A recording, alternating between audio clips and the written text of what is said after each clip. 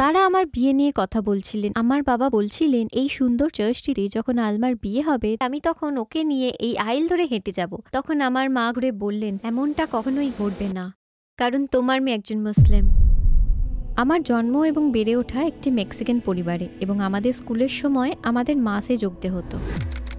মাস চলাকালীন সবাই বুকে ক্রস আঁকতো, শুধু আমার পাশে বসা একজন সেটা করতো না। মেয়েটি কেন করতো না, এই নিয়ে নানা আলোচনা শুরু হলো এবং মেয়েটি ব্যাখ্যা দিল যে সে একজন মুসলিম। এক রাতে আমি ঘুমোচ্ছিলাম, মনে আছে হঠাৎ এক আতঙ্ক আমায় পেয়ে বসে। এটা একটা বাক্সের ভেতর ছিল, আর সেই বাক্সটা ছিল বেসমেন্টে। আমি অনুভব করলাম যে এটা আমাকে বের করে আনতেই হবে।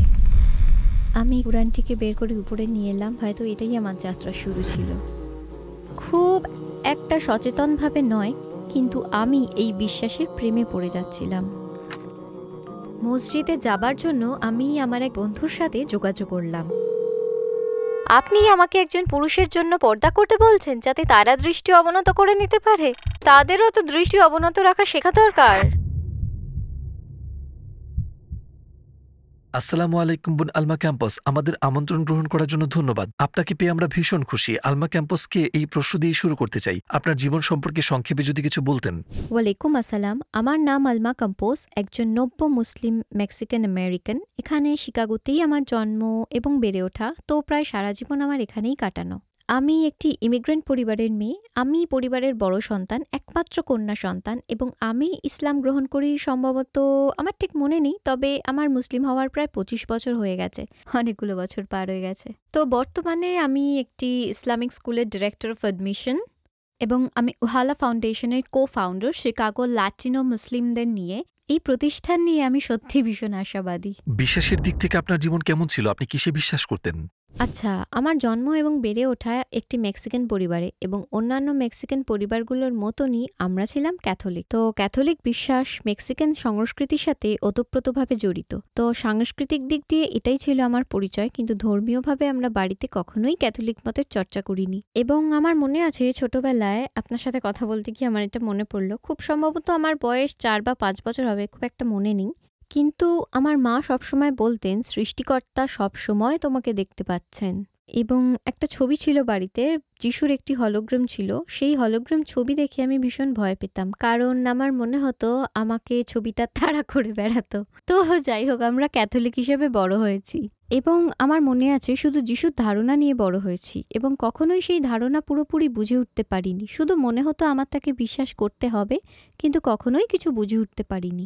যখন বড় হচ্ছিলাম আমাকে মাঝে মধ্যে চার্চে যেতে হতো, এবং সত্যি কথা বলতে আমি কখনো ক্যাথলিক বিশ্বাস নিয়ে খুব একটা পড়াশোনা করিনি, অন্তত মুসলিম হওয়ার আগে পর্যন্ত না। যখন আমি মুসলিম হলাম তখন ছিল না, আসলে তখনও মুসলিম হয়ে উঠিনি। আমার মনে হয় আমি যখন ইসলাম নিয়ে পড়া শুরু করলাম অনেক কিছু নিয়ে প্রশ্ন তুলতে থাকি। ক্যাথলিজম আসলে আমাদের কি শেখায় সেটা বুঝতে চেষ্টা করছিলাম। এটা কি এমন বিষয় যেটা আমি বিশ্বাস করতে চাইছিলাম না? তো আমি ব্যাপারটা বোঝার জন্য ইসলাম নিয়ে পড়াশোনা শুরু করলাম। তাহলে আপনি ইসলাম সম্পর্কে প্রথম কিভাবে জানলেন? আপনার কি কোনো বদ্ধমূল ধারণা ছিল? আমি তখন কিশোরী ছিলাম, হাই স্কুলে পড়ছি, আর আমার বাবা মা আমাকে একটি ক্যাথলিক স্কুলে ভর্তি করিয়ে দিয়েছিলেন। এবং আমার কমিউনিটি স্কুলটা খুব একটা ভালো মানের স্কুল ছিল না। তারা বললেন, বেশ, তুমি তাহলে এই মেয়েদের ক্যাথলিক স্কুলেই পড়ো। এবং আমাদের স্কুলে আমাদের মাসে যোগ দিতে হতো, এবং মাসের সময় একটা ক্রসের চিহ্ন আঁকতে হতো। মাসের সময় আমার ঠিক পাশে যে বসতো সে কিন্তু ক্রস চিহ্ন আঁকতো না, আর আমি ভাবতাম সে কেন এমনটা করছে না। জানি না ব্যাপারটা ঠিক কিভাবে শুরু হলো, কিন্তু আমার মনে হতো ক্রস চিহ্নটা আঁকার পরেই আমার সাথে কিছু না কিছু একটা খারাপ হতো। মনে হয় যেন খারাপ কিছু না কিছু ঘটবেই ঘটবে।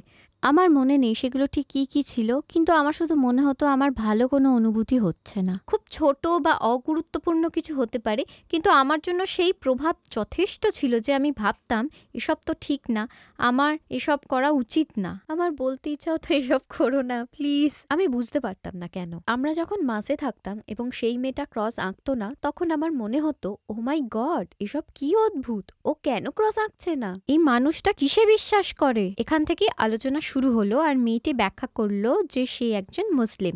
এখন সেই সময় আমরা প্রায় 20 বছর আগের কথা বলছি, মেয়েটি হিজাব করতো না। সে খুব একটা প্র্যাকটিসিং মুসলিম ছিল না, তার মধ্যে এমন কিছুই ছিল না যা দেখে আমি বুঝতে পারতাম মেয়েটি আমাদের চাইতে আলাদা। কিন্তু ওর সাথে কথা বলতে বলতে আমি উপলব্ধি করি যে আরো অনেক ধর্মের অস্তিত্ব রয়েছে আমাদের চারপাশে। আর হাই স্কুলে মেয়েটি আমার সেরা বন্ধু হয়ে ওঠে। আমরা ধর্ম বিষয়ে বেশ গভীর আলোচনা করতাম। সে তার বিশ্বাসের কিছু কিছু বিষয় সম্পর্কে ধারণা দিতে শুরু করলো। সে আমাকে ঈশ্বরের একত্ববাদ নিয়ে বলতে শুরু করলো। বুঝলেন, যিশুর তার নিজের ধর্মের কেমন অবস্থান ছিল। আমরা পরকাল নিয়ে কথা বলতাম। এটা এমন একটা বিষয় যার উপর আমার আজন্ম কৌতূহল। আমরা কথা বলতাম, বুঝলেন, এই পৃথিবীর সৃষ্টি নিয়ে। আমরা বিভিন্ন নবী রাসূলের জীবনের গল্প করতাম, আর সেটা ছিল বেশ বড় ব্যাপার, কারণ সে এমনভাবে নবী রাসূলের গল্প উপস্থাপনা করত, এত স্বচ্ছ আর পবিত্র ছিল সেগুলো। আর সেগুলো চমৎকার কিছু গল্প ছিল। শুনে আপনিও ভাববেন, ওহ, আসলেই তো আমি এই মানুষটার মতন হতে পারতাম। এবং আমি মনে মনে বুঝতে পারছিলাম ছোটবেলা থেকে আমি যেসব ধারণা নিয়ে বড় হয়েছি সেগুলো সব একে একে মিলে যাচ্ছে। সেগুলো ছিল বাইবেলের গল্পগুলোর চাইতে আলাদা। একদম। আমি বাইবেল নিয়ে খুব একটা পড়াশোনা করিনি, কিন্তু জানেন তো, টিনেজ বয়সে দ্বন্দ্ব বিতর্ক আছে এমন জিনিসই সবাই আগ্রহী হয়ে ওঠে। এমন কিছু যেটাতে আপনি প্রশ্ন তুলতে পারেন, বিতর্ক করতে পারেন, সেগুলোই আপনার মনে গেঁথে যায়। আমার মনে আছে কিছু নবীদের জীবনী শোনার সময় তাদের জীবন এমনভাবে ব্যাখ্যা করা হয়েছে, শুনে মনে হতো দারুণ। কিন্তু উনি যদি একজন নবী হন তাহলে তো ব্যাপারগুলো ভীষণ স্পর্শকাতর। তাদেরকে সেইভাবে উপস্থাপন করা, এসব কি সত্যি? আসলেই কি সত্যি? যদি সত্যি হয় তবে তাদেরকে কেন বেছে নেওয়া হয়েছিল? আর তারা যদি আমাদের পথ দেখাতেই এসে থাকেন, তাদের কেন পাঠানো হয়েছিল? তারা আমাদের ঠিক কোন বার্তাটি দিতে চাইছিলেন? এই ধরনের অনেক প্রশ্ন ছিল আমার মনে। হ্যাঁ, কিন্তু আমার জন্য সবচেয়ে বড় প্রশ্ন ছিল সৃষ্টিকর্তার ধারণা নিয়ে। যেমন ছোট বিষয়গুলো গুরুত্বপূর্ণ ছিল, কিন্তু ঈশ্বরের মতন এত গুরুত্বপূর্ণ নয়। যখন ইসলামের সৃষ্টিকর্তার ধারণা জানতে পারলেন তখন কেমন অনুভূতি হয়েছিল আপনার? আমি যখন ইসলামের সৃষ্টিকর্তার ধারণা জানতে পারলাম, আমার ক্ষেত্রে আমি যে বিষয়গুলো স্বাভাবিকভাবেই বিশ্বাস করতাম সেগুলোর একটা জায়গা আছে জেনে আমি বেশ জোর পাই। আমি যখন শিশু ছিলাম ব্যাপারটা ছিল আমি এমনটা বিশ্বাস করি, কিন্তু এটা আমাদের পরিচয়। আর এই দুটোর মধ্যে কোনো মিল নেই, মিলছে না এই দুটো বিষয়। কিন্তু আমাকে ক্যাথলিক হয়েই থাকতে হবে, কিন্তু এ দুটো কখনোই মেলে না। তো এ থেকে আমি একটা উপলব্ধি করলাম যে আমাকে আরো পড়তে হবে, জানতে হবে আরো অনেক কিছু, কারণ এটাই আমাদের একমাত্র অপশন নয়, অথবা বলতে পারি এটাই একমাত্র অপশন ছিল না আমাদের।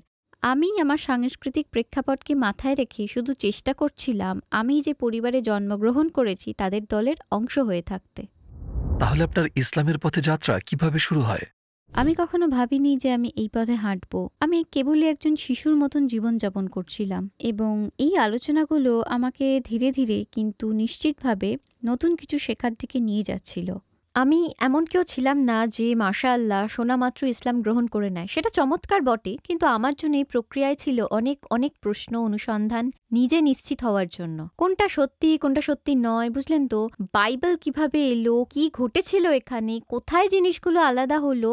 এখন আমি বাইবেলের ব্যাপারগুলো বুঝতে পারছি, কারণ কোরআনকে বুঝতে শুরু করেছি এবং সবকিছু এক সুতায় গাঁথতে পারছি। এবং সবশেষে আমি ইসলাম আর যা কিছুই শিখছিলাম সেটার কাছে ফিরে আসছিলাম। এবং একজন অল্প বয়সী বাচ্চা হিসেবে, কারণ আমি হাই স্কুলে ছিলাম, তো জীবন আমাদেরকে এইভাবেই ভিন্ন পথে নিয়ে যায়। আর আমি বারবার এই জিনিসটাই ভাবছিলাম, বেশ, আমি তো একজন মেক্সিকান, আমি একটা সুন্দর পরিবারে জন্মগ্রহণ করেছি, এটা আমাদের পরিচয়, সেটা তোমার পরিচয়, তো এটা চমৎকার, এটা সুন্দর, আমি একে সম্মান করি, বিশ্বাস করি, কিন্তু এটা শুধু তোমাদের জন্য, আমরা অন্যরকম। বুঝলেন তো, আমি মন থেকে নিজের জন্য এই অপশনটাকে একেবারে বাদ দিয়ে দিচ্ছিলাম। আমি জানি না কেন, কিন্তু নিজের জন্য সেই অপশনটা আমি বন্ধ করছিলাম, এবং সেটা বেশ কিছু বছর ধরেই চলছিল। তো আমি যখন কলেজ যেতে শুরু করলাম, এবং জানেনই তো আপনি কলেজে পড়ছেন, বয়স এখনো অনেক তরুণ, আমি খেয়াল করতাম প্রায়ই আমি ইসলাম নিয়ে ভাবছি। আমি দেখলাম আমি ইসলামের পক্ষ নিচ্ছি, মুসলিমদের পক্ষ নিচ্ছি, এবং যখন লোকজনের সম্পর্কে মন্দ কথা বলছে আমি বলে উঠতাম, এক সেকেন্ড থামো, দাঁড়াও, কোনো মুসলিমের সাথে দেখা হয়েছে তোমার? তুমি কি কুরআন পড়েছো? তুমি কি এর সম্পর্কে কিছু জানো? কিন্তু আবারও আমি জানতাম না যে এটা আমার জন্য কিনা। তাহলে সেই আসল ব্যাপারটা কি ছিল যাতে আপনার বিশ্বাস হলো যে ইসলাম সত্য এবং আপনি ইসলাম কবুলের সিদ্ধান্ত নিলেন? এমন কি ঘটলো যে আপনি সিদ্ধান্ত নিলেন? আমি এমনটা বলতে পারবো না যে নির্দিষ্ট কোনো একটা মুহূর্ত ছিল যখন আমি বুঝতে পারি বা আমি নিজেকে বলি এটাই সত্য। আমার মনে হয় এটা আমার জন্য একটা জার্নি ছিল। তো আমার জন্য আমি নিজেকে আবিষ্কার করছিলাম এবং বেড়ে উঠছিলাম। আপনি জানেন, জীবনে সেই সময়টাতে আমি তখন একজন কিশোরী, অথবা আমার বয়স তখন ছিল 20-এর কোঠায়, এবং আপনি বেড়ে উঠছেন, নিজেকে খুঁজে বেড়াচ্ছেন, এবং আরো অনেক কিছু এটা সেটা চলছে জীবনে, এবং সে একই সময় আমি এই সুন্দর ধর্মবিশ্বাস সম্পর্কে জানছিলাম, এবং সচেতনভাবে কিছু না ভেবেও আমি এই বিশ্বাসটাকে ভালোবাসতে শুরু করি। এবং এই সম্পর্কে আমি ঠিকঠাক জানতাম না, বুঝলেন তো। আমি এটা নিয়ে পড়াশোনা শুরু করলাম এবং একটা পর্যায়ে গিয়ে বুঝতে পারি যে এটা আমার হৃদয়ে জায়গা করে নিয়েছে। এবং তখন এমন অনেক ঘটনা ঘটলো এবং শেষ পর্যন্ত আমি বলে উঠলাম, ওহ, এটাই তাহলে সত্য। এটা সেই সময় ছিল যখন আমি বুঝতে পারলাম আমি ইসলামকে ভালোবেসে ফেলেছি, এবং এটাই ছিল আমার জার্নি। তো এরপর কি ঘটলো যাতে আপনি মুসলিম হওয়ার সিদ্ধান্ত নিলেন? তো মুসলিম হওয়া নিয়ে এত বছর ধরে পড়াশোনা করার পর আমি যে ইসলাম নিয়ে পড়াশোনা করছি, ব্যাপারটা আমি বেশ গোপন রাখতাম। আমার এমন অনেক মুসলিম বন্ধু ছিলেন যারা প্র্যাকটিসিং ছিলেন না, বুঝলেন। এবং তাদের একটি বিষয়ে আমি বেশ সম্মান করতাম, সেটা হলো যদিও তারা প্র্যাকটিসিং ছিলেন না, তবুও তারা ধর্মের ঠিক এবং ভুলগুলো নিয়ে বেশ পরিষ্কার ধারণা রাখতেন। জানেন, তারা নিজেদের ভুলকে আড়াল করার চেষ্টা করতেন না, এবং আমার জন্য আমি সত্যিই একে সম্মান করি। আমি এই বিষয়টা সত্যিই সম্মান করি যে তারা তাদের বিশ্বাসে দৃঢ় ছিলেন, সেটা যদি তাদের বিরুদ্ধেও যায় তাও। তো এটা আমাকে বেশ প্রভাবিত করেছিল। আর এই ব্যাপারে আমি নিজে বেশ পড়াশোনা করতাম। আমি কুরআন পড়ছিলাম এবং আর যা কিছুই হাতে পেতাম পড়তাম, গোপনে যদিও। তো এই জার্নিটা আমার জন্য বেশ ব্যক্তিগত একটা ব্যাপার ছিল, এবং আমি ভাবিনি এই যাত্রাটা আমাকে মুসলিম করে তুলবে। এই যাত্রাটা এমন একটা বিষয় নিয়ে ছিল যে ব্যাপারে আমি সবসময়ই আগ্রহী ছিলাম। তো যেটা ঘটেছিল সেটা হচ্ছে, এক রাতে আমি ঘুমোচ্ছিলাম এবং আমার মনে আছে একটা আতঙ্ক আমায় পেয়ে বসে যে আমি কুরআনটা কোথায় রেখেছি। ব্যাপারটা বেশ অদ্ভুত ছিল, কারণ আমি এমন আতঙ্কিত হতাম না। আমি ভাবছিলাম কুরআনটা আমি কোথায় রেখেছি। এর অর্ধেকটা ছিল ইংরেজিতে, বাকিটা আরবিতে, কিন্তু আমার জন্য এটা একটা পবিত্র কিতাব। আমি বুঝতে পেরেছিলাম যে এটা একটা পবিত্র কিতাব, এবং আমার মনে আছে এটা একটা বাক্সে রাখা ছিল, আর সেই বাক্সটা ছিল বেসমেন্টে। তো আমি একটা তাগিদ অনুভব করছিলাম যে এটা আমাকে বের করে আনতে হবে, এটা সেখানে থাকতে পারে না। আমি এর সম্মানের কথা ভাবছিলাম, সেটা যাই হোক আমি জানি না। মাঝরাতে উঠে আমি বেসমেন্টে যাই, আমি সব বাক্সগুলো ঘেটে দেখি, কুরআনটাকে বের করে আমি উপরে নিয়ে এলাম। তারপর আমি ভাবলাম হয়তো এখন সময় হয়েছে আরো কিছু তথ্য জানার জন্য। চেষ্টা করছিলাম কোনো একটা ক্লাসে যোগ দেওয়ার জন্য, বা এরকম কিছু ইসলামের ধারণাটা আর একটু ঝালিয়ে নেওয়ার জন্য। আমি মসজিদে যাওয়ার জন্য এক বন্ধুর সাথে যোগাযোগ করি। সেটা এক শনিবার বা রবিবার সকাল ছিল। আমরা ঠিক করলাম মসজিদে যাব। তো সেদিন সকালে সুবহানাল্লাহ, যদি কোনো কিছু আমার জীবনটাকে সত্যি বদলে থাকে তো সেটা সেই দিন ছিল। তো সকালে আমরা মসজিদে প্রবেশ করলাম, আর সেখানে একজন ব্যক্তি ছিলেন। আমি জানি না তিনি কে, কিন্তু আমি সবসময় সেই মানুষটার জন্য দোয়া করি, কারণ আমি বিশ্বাস করি তিনি আর এই দুনিয়াতে নেই। আমরা শুধু তাকে প্রশ্ন করলাম, আমরা কোনো ক্লাস বা এরকম কিছুর খোঁজ করছি, ইসলাম সম্পর্কে জানা যায় এমন কিছু কি আপনার কাছে আছে? এরপর আমাদের কথাবার্তা শুরু হলো। তিনি আমাকে প্রশ্ন করতে লাগলেন যে আমি ইসলাম সম্পর্কে কি জানি। তো আমি তাকে বললাম যে আমি বেশ কিছু সময় এটা নিয়ে পড়াশোনা করছি, বেশ কয়েক বছর ধরে আমি সাওম পালন করা শুরু করেছি, মানে আমার মতো করে। ঠিক আছে, এটা হয়তো সেরা উপায় ছিল না, কিন্তু আমি সাওম পালন করার চেষ্টা করছিলাম। আর সেই সময় থেকে আমি শুকরের মাংস ছেড়ে দিয়েছি, আমি অ্যালকোহল আছে এরকম কিছু গ্রহণ করা বন্ধ করেছি। তো আমি ছোট ছোট বিষয়ে যা কিছুই শিখছিলাম সেগুলো প্রয়োগ করার চেষ্টা করছিলাম, কারণ আমার সেই কাজগুলো করা উচিত মনে হচ্ছিল এবং আমি করব। তখন তিনি আমাকে বিশ্বাসের রুকানগুলো নিয়ে প্রশ্ন করতে শুরু করলেন। তিনি প্রশ্ন করলেন, তুমি কি এক ঈশ্বরে বিশ্বাস করো? তুমি কি বিশ্বাস করো যিশু একজন রসুল? তুমি কি রসুল মোহাম্মদ সাল্লাল্লাহু আলাইহি ওয়াসাল্লামে বিশ্বাস করো? এবং আমি হ্যাঁ বলে সবকিছুতে উত্তর দিতে থাকলাম। তখন তিনি আমাকে প্রশ্ন করলেন আমি কেন ইসলাম গ্রহণ করিনি। আর প্রথমবার আমার এই প্রশ্নটা সঠিক মনে হয়েছিল। জানি না কেন। তখন তিনি আমাকে এমন একটা কথা বললেন যা আজও আমার হৃদয়ে গেঁথে আছে। এই কথাটা আমি আজও মানুষকে বলে বেড়াই। আমরা জানি না আগামীকাল আমাদের জন্য কি বয়ে আনবে। আমরা জানি না এই রুম থেকে বেরোনোর পর আমাদের সাথে কি ঘটবে। আপনি যদি বিশ্বাস করেন, এবং এমন না যে ইসলাম যা বলে আমি সেটার সাথে একমত, বা আমার মনে হয় এটা মুসলিম বিশ্বাসের অঙ্গ, যদি এটাই আপনার বিশ্বাস হয় তাহলে ইসলাম কবুল না করা আপনার সৃষ্টিকর্তাকে অস্বীকার করার শামিল, ঠিক কি না? তো সাথে সাথেই আমি বুঝতে পারলাম বেশ, আমি এতে বিশ্বাস করি, একদম হৃদয় থেকে বিশ্বাস করি। আর এই কাজটা না করার মানে দাঁড়ায় আমি আমার সৃষ্টিকর্তাকে অস্বীকার করছি, আমি রবকে অস্বীকার করছি। এই উপলব্ধিটা বেশ শক্তিশালী ছিল। আমি এটা করতে পারবো না। বোধহয় সেই মুহূর্তে আমি পুরোপুরি বুঝতে পেরেছিলাম আমি যেটা করতে যাচ্ছি, এবং আমার এই জার্নিতে আমার সাথে আর কেউ জড়িত নেই। এটা অন্য কোনো মানুষের বিষয় নয়, এটা আমি আর আমার রব, আমার সৃষ্টিকর্তা আল্লাহ। এবং এই চুক্তিটা আমি তার সাথে অবশ্যই পূর্ণ করতে যাচ্ছি। এই চুক্তি, এই সাক্ষ্য যা আমি দিতে চলেছি সেটা তার জন্য, যেন আমি তাকে বলছি আমি আপনাকে বিশ্বাস করি এবং আপনি আমাকে এই যাত্রায় পথ দেখিয়েছেন, যেটা আমাকে এই মুহূর্তটিতে পৌঁছে দিয়েছে, এবং আমার আর কোনো পথ নেই। তারপর আমি ইসলাম কবুল করে নিলাম, খুব সুন্দর একটা মুহূর্ত ছিল, যে যদিও আমি সেটা পরে গিয়ে বুঝতে পারি, এবং তখন আমি মুসলিম হিসাবে যাত্রা শুরু করি। ইসলাম কবুলের সময় আপনার কেমন অনুভূতি হয়েছিল? আমাদেরকে সেই মুহূর্তগুলো নিয়ে কিছু বলবেন কি? আল্লাহ, আমার মনে হয় আমি সেই মুহূর্ত পুরোপুরি উপলব্ধি করতে পারিনি আমি কোথায় পা রাখতে চলেছি। কিন্তু সেই সময় ইসলাম কবুল করা আমার জন্য বেশ গুরুত্বপূর্ণ ছিল। জানেন, বয়স কম ছিল, তখন আমি কলেজ স্টুডেন্ট ছিলাম। আমার মাথায় তখন বিভিন্ন চিন্তা ঘুরে বেড়াতো যে আমি জীবনে কি করতে চাই, আমার কি নিয়ে পড়াশোনা করা উচিত, আমি পেশা হিসেবে কি চাই, আমি কি করতে চাই, আমি কবে বিয়ে করতে চাই। আমার খুব তাড়াতাড়ি বিয়ে করার কোনো পরিকল্পনাই ছিল না। সন্তানের ব্যাপারে সেটাও অবশ্যই না, এবং হুট করে মুসলিম হয়ে যাওয়াটাও না। কিন্তু আমি সেই মোড়ে এসে পৌঁছেছিলাম যেখানে আমাকে জীবনে একটা সিদ্ধান্তে আসতে হতো। বুঝলেন তো, আমাকে আমার ভবিষ্যতের সিদ্ধান্ত নিতে হতো, আমার ভবিষ্যতের লক্ষ্যগুলোর। আর আমি ভীষণ বিভ্রান্ত ছিলাম, কি করতে হবে আমি কিছুই বুঝতে পারছিলাম না। আগামীকালের শেষ কোথায়, আমার মাথায় অনেক কিছু একসাথে চলছিল। এবং যেই মুহূর্তে আমি ইসলাম কবুল করি, এটা সুবহান আল্লাহ, আল্লাহই একমাত্র এটা করার ক্ষমতা রাখেন, কিন্তু আমার জীবনের সব টুকরোগুলো একটি বিন্দুতে এসে মিলে গেল, সবকিছু মিলেমিশে গেল। পরিবার ও আশেপাশের মানুষের প্রতিক্রিয়া কি ছিল? ইসলাম কবুল করার পর আমি কাউকে জানাইনি যে আমি মুসলিম। আর মানুষ জানলেও আমার কোনো সমস্যা ছিল না, তারা যদি জানে আমার দিক থেকে কোনো অসুবিধা ছিল না। কিন্তু আমার ইসলাম কবুলের সেই প্রথম দিককার সময় আমি মানুষকে বলিনি যে আমি মুসলিম, তাই আমি আমার পরিবারকেও জানতে দিইনি। আমি জানতে দিইনি কারণ আমার মনে হয় কিছু মানুষের জন্য নিজের মনকে শক্ত করাটা বেশি গুরুত্বপূর্ণ, বিশেষ করে আপনি যদি একা পথ চলে থাকেন। আপনাকে নিজের অবস্থান খুঁজে বের করতে হবে, এই ধর্মে নিজেকে শক্ত করে নিতে হবে এবং আরো বেশি জানতে হবে কোনো রকম আলোচনায় জড়ানোর আগে। এবং ব্যক্তিগতভাবে আমি কোনো বিতর্কে জড়াতে চাইনি। আমি চাইনি কেউ কোনো মন্তব্য করুক, যেমন আমি চাইনি কেউ কোনো রকম মতামত দিক বা বলুক যে আমি ভুল করছি বা কেন আমি এমনটা করলাম, অথবা ভালোবেসেই আমাকে নানা রকম প্রশ্ন করুক। তারা হয়তো আমাকে প্রশ্নগুলো করতো কারণ তারা আমাকে ভালোবাসে, আমাকে নিয়ে চিন্তিত, এসব তাদের জন্য নতুন, কিন্তু আমি জানতাম আমি কি করছি। এবং যেমনটা আমি আগেও বলেছি, এটা সম্পূর্ণভাবে আমার এবং সৃষ্টিকর্তার মধ্যের ব্যাপার, আর আমি চাইনি এর মাঝে কেউ আসুক। আমার মনে হয়েছিল দিনের শেষে আমি যা কিছু করছি এবং যা কিছু করব সেটা নিয়ে আমাকে আমার সৃষ্টিকর্তার সামনে গিয়ে দাঁড়াতে হবে, এবং সেটাতে আর অন্য কারোর ভূমিকা নেই, তাই আমি কাউকে জানাইনি। আবার আমি খানিকটা ভয়ও পেয়েছিলাম মানুষকে বলতে কিন্তু আমার পরিবার যেভাবে জানতে পারলো, মনে হয় না তাদের এসব মনে আছে, কিন্তু আমার মনে আছে। আমরা সবাই ডিনারে বাইরে গেছিলাম এবং আমরা একটু রেস্টুরেন্টে বসেছিলাম, এবং আমার পরিবারে আমি একটি মেয়ে, সবচেয়ে বড় মেয়ে আমি, একমাত্র মেয়ে, তাই আমার বাবার জন্য, বুঝলেন তো, আমি তার ছোট্ট মেয়ে। বিয়ে নিয়ে সবাই আলোচনা করছিল। আমার বাবা বলছিলেন এই চমৎকার চার্চটিতে যখন আলমার বিয়ে হবে আমি তখন ওকে নিয়ে এই আইল ধরে হেঁটে যাব। আমার বিয়ে নিয়ে বাবার অনেক অনেক পরিকল্পনা ছিল। আমি চুপচাপ ছিলাম এবং নিজের মতন খাবার খাচ্ছিলাম, তাদেরকে আলোচনা চালিয়ে দিতে দিচ্ছিলাম। তখন আমার মা ঘুরে বললেন এটা কখনোই ঘটবে না। তো স্বাভাবিকভাবেই আমার বাবা প্রতিক্রিয়া দেখিয়ে বললেন কেন হবে না। তখন মা বললেন কারণ তোমার মেয়ে একজন মুসলিম। তো আমি একটু তাড়াতাড়ি খেতে শুরু করে দিয়েছিলাম।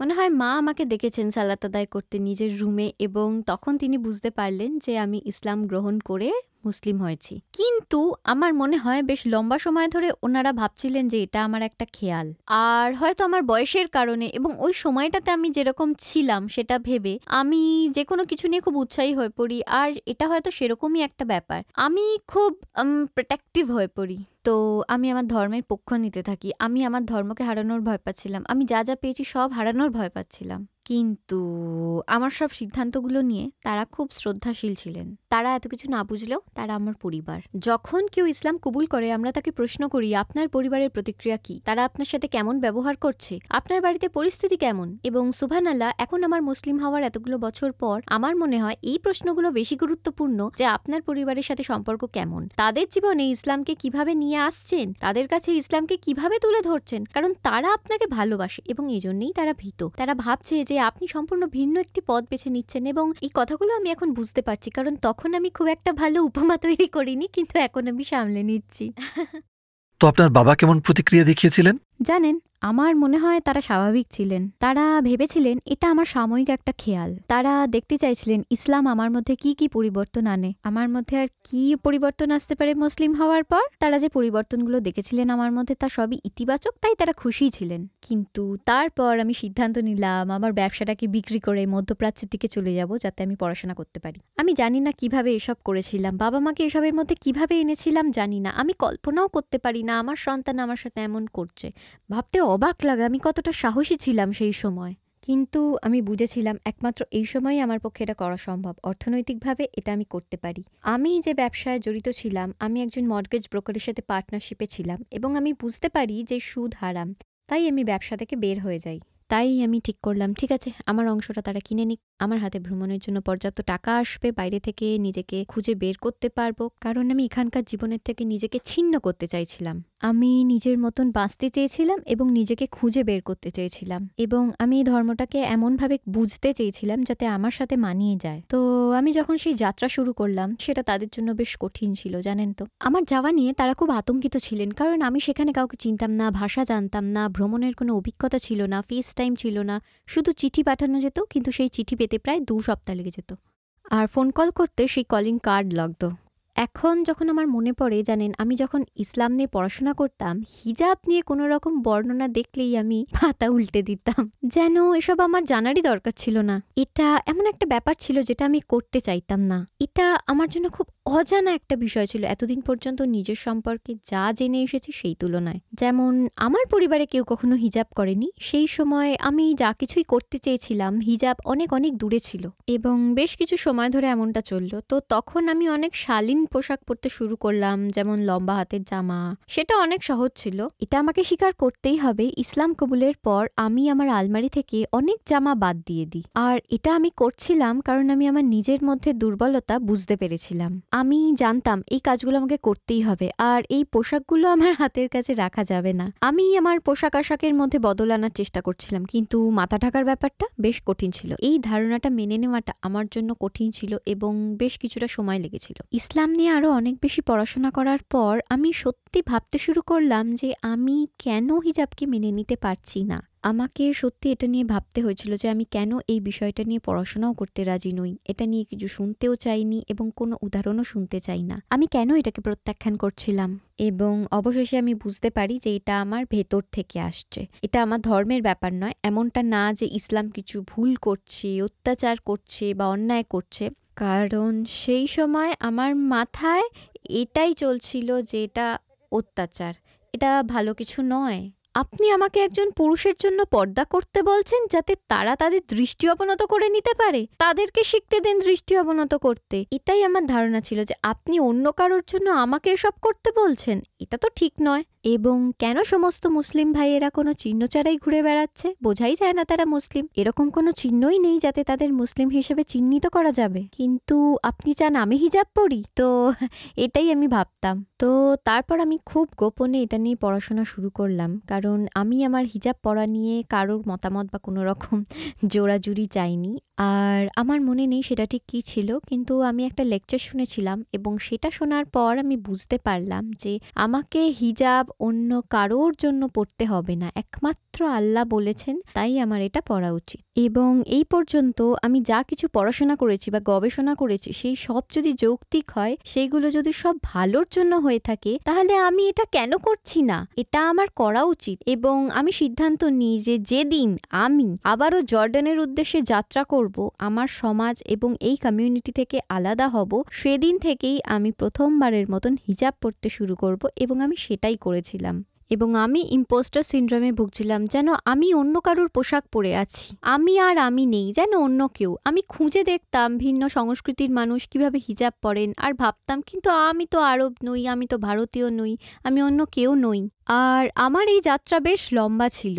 আমি শুধু আল্লাহর সন্তুষ্টির জন্য এটা পড়তে শুরু করলাম, শুধু আল্লাহর খুশির জন্য। বুঝতে পেরেছিলাম এতে আমার কল্যাণ হবে। এবং আমি হিজাব পরার পর বুঝতে পারলাম এটা আমার জীবনে কিভাবে প্রভাব ফেলেছে। তো আমি বুঝতে পারলাম আমি যখন কারোর সাথে কথা বলছি বা অন্য কেউ আমার সাথে কথা বলছে, আমি খুব সুরক্ষিত অনুভব করতাম মুসলিম হওয়ার পর থেকে। আমাকে কিছুই বলতে হতো না। হিজাবের কারণে কোনো কঠিন পরিস্থিতিতে পড়তে হয়েছে? অবশ্যই আমি ঝামেলায় পড়েছিলাম হিজাব পরার পর। একটা মজার ব্যাপার হলো, একজন পুরুষকে দেখে বোঝা যায় না যে সে একজন মুসলিম। সে কিন্তু কোনো চিহ্ন ছাড়াই সাধারণভাবেই জীবনযাপন করতে পারে। আমার ক্ষেত্রে ব্যক্তিগতভাবে আমি হিজাবের জন্য বেশ কিছু সমস্যাতে পড়েছিলাম। হিজাব পরার জন্য আমার দিকে অনেকে আঙুল তুলেছিল, তবে আলহামদুলিল্লাহ বড় কোনো ঘটনা ঘটেনি। তো একবার যখন আমি মেক্সিকোতে ছিলাম, আমি আমার পরিবারের সাথে ঘুরতে গেছিলাম। আমার মা, বাবা, স্বামী, সন্তানরা সঙ্গে ছিল। আমরা মেক্সিকো শহরটা পরিদর্শন করছিলাম এবং একটি বিল্ডিং এর দিকে যাই। আর আমি আমার মাকে বলছিলাম, ইসলামের সাথে জড়িয়ে মেক্সিকোর প্রচুর ইতিহাস রয়েছে। যেমন মুসলিমরা এখানে এসেছিলেন এবং এই সবকিছু তৈরি করার পেছনে তাদের অবদান আছে। আমি মাকে বলছিলাম আমাদের ইতিহাসকে অস্বীকার করা হয়েছে। যাই হোক, তো আমরা একটা বিল্ডিংয়ে যাচ্ছিলাম আর সেটা একটি সরকারি ভবন ছিল আর আমি হিজাব পরেছিলাম। একটি লোক আমাকে বললেন, শুনুন, আপনি ভেতরে যেতে পারবেন না, ওটা খুলতে হবে। স্বাভাবিকভাবেই আমি বললাম, সম্ভব না, এটা একটি ধর্মীয় পোশাক, এটা আমি কিভাবে খুলে নেব? তিনি বললেন, দুঃখিত, এখানে টুপি বা এরকম কিছু পরে প্রবেশ করা নিষিদ্ধ। তখন আমি বললাম, আপনি কি মেরিকে বিশ্বাস করেন? তিনি বললেন, হ্যাঁ। তখন আমি বললাম, হ্যালো, মেরিকে মনে আছে? আমি মেরির মতন পোশাক পরেছি, আর আপনি আমাকে ভেতরে আসতে দেবেন না? তখন তিনি বললেন, ঠিক আছে, যান যান, ভেতরে ঘুরে আসুন। একজন ইসলাম কবুলকারী নারী হিসেবে আপনি কি মনে করেন যে এই ধর্ম নারীকে অবমূল্যায়ন করে? একজন নারী যখন ইসলাম কবুল করে, এই ধর্ম কি নারীকে অবমূল্যায়ন করে? একদমই না, একদমই না। আমি বুঝতে পারছি মানুষ এরকম ভাববে, এটাই তাদের ধারণা। কিন্তু আপনি যখন সত্যিই এই ধর্মটা নিয়ে পড়াশোনা করবেন, আপনি বুঝতে পারবেন এই ধর্মে নারীকে কিভাবে সম্মান করা হয়েছে। আর আমার এটা দেখে ভীষণ ভালো লেগেছিল। এমনকি ইতিহাস থেকে জানতে পারি, আমাদের রসুল মোহাম্মদ সাল্লাল্লাহু আলাইহি ওয়াসাল্লামের সময় নারীদের প্রতি সম্মান দেখে আমি অবাক হয়ে যাই। মানে অবশ্যই একদমই ওনার শুরুর সময় থেকে। এবং সাংস্কৃতিক দিক দিয়ে আমার মনে হয় ইসলামকে আমরা আরো ভালোভাবে বুঝতে পারছি গাজাতে যে ঘটনাগুলো ঘটছে তার পরিপ্রেক্ষিতে। আমরা দেখতে পাচ্ছি খুব কঠিন সময়ে দাঁড়িয়েও পুরুষেরা ঠিক কেমন আচরণ করছেন, কিভাবে তারা রক্ষা করছেন তাদের পরিবারের, নারীদের, সন্তানদের, তাদের কমিউনিটিকে। তাদের ভেতরের কোমলতা পরিস্ফুট হচ্ছে এবং নারীদের ভূমিকাও দেখতে পাচ্ছেন। তো ইসলামের পথে আসার আগে আমারও এই ভুল ধারণা ছিল যে এই ধর্মে নারীদের অবমাননা করা হয়। এ বিষয়ে পড়াশোনা করে এবং নিজে জীবনযাপন করে আমি গ্যারেন্টি দিয়ে বলতে পারি ব্যাপারটা একদমই ওরকম না। অনেকেই মনে করেন মুসলিম হবার পর আপনি আরবদের মতো হয়ে যান, নিজের নাম পাল্টে ফেলবেন, পোশাক পাল্টে ফেলবেন, নিজের সংস্কৃতি বদলাবেন। হ্যাঁ, তো একই সাথে মুসলিম হওয়া এবং নিজের সংস্কৃতি নিয়ে বাঁচা কি সম্ভব? আপনি কি একজন মেক্সিকান মুসলিম হতে পারেন?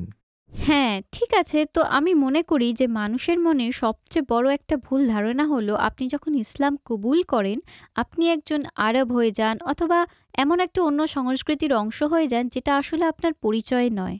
সত্যি বলতে প্রায় ২০ বছর আগে আমি যখন ইসলামের পথে আসি, তখন আমি কোনো নব্য মুসলিম, ধর্মান্তরিত বা ল্যাটিনো মুসলিম পাইনি। আর এটা আমার জন্য ব্যাপারটা বেশ কঠিন ছিল। এখন ব্যাপারটা একদমই আলাদা। সময় বদলেছে। এই সোশ্যাল মিডিয়ার যুগে বিভিন্ন প্ল্যাটফর্মে, গ্রুপের দরুন মানুষ সচেতন হচ্ছে ইসলাম সম্পর্কে। এবং আমরা এখন বুঝতে পারছি যে ইসলাম গ্রহণ করলে আপনাকে একজন আরব হতে হবে না, আপনাকে ভারতীয় হতে হবে না, আপনাকে রাশিয়ান হতে হবে না। আপনি যেমন আপনি তেমনই থাকতে পারেন। এই ধর্মের সৃষ্টি মানব জাতির জন্য এবং আপনি তারই অংশ। ব্যক্তিগতভাবে সেই সময়টা আমার জন্য বেশ কঠিন ছিল। এবং আমার মনে পড়ে সেই সময় আমার মনে হতো আমি একমাত্র নব্য মুসলিম এখানে, আর কোনো নব্য মুসলিম নেই, আর কেউ ইসলামের পথে আসেনি কখনো। আমি সেই সময় এমন কাউকে খুঁজেছিলাম যে আমার এই জার্নিটাকে বুঝতে পারবে, আমার প্রশ্নগুলোকে বুঝবে, আমার সমস্যাগুলো বুঝবে, বুঝতে পারবে আমার পুরো অভিজ্ঞতা। এমন কাউকে খুঁজে পাইনি। এবং আমার মনে হয় এমন অনেক মানুষ আছেন যারা এর আগে ইসলাম কবুল করেছেন, তারাও আমার মতনই এমন পরিস্থিতিতেই পড়েছেন। সেই কারণেই আজকের দিনে অনেক প্রতিষ্ঠান বা গ্রুপ এবং কনভার্ট গ্রুপের পাশাপাশি কনভার্ট সাপোর্টিং গ্রুপ উহালা ফাউন্ডেশনের মতন দেখতে পাবেন, যেটা আমরা শুরু করেছিলাম আমাদের নিজেদেরই প্রয়োজনে এবং আমরা চেয়েছি যারা ইসলামের পথে আসছেন তাদের পাশে থাকতে। কিন্তু এই মুহূর্তে হ্যাঁ, আমি মনে করি আলহামদুলিল্লাহ লোকজন অবশেষে বুঝতে পেরেছে যে ইসলাম হচ্ছে আল্লাহর সাথে আপনার সংযোগ, এটা বাকি অন্য কিছু নয়।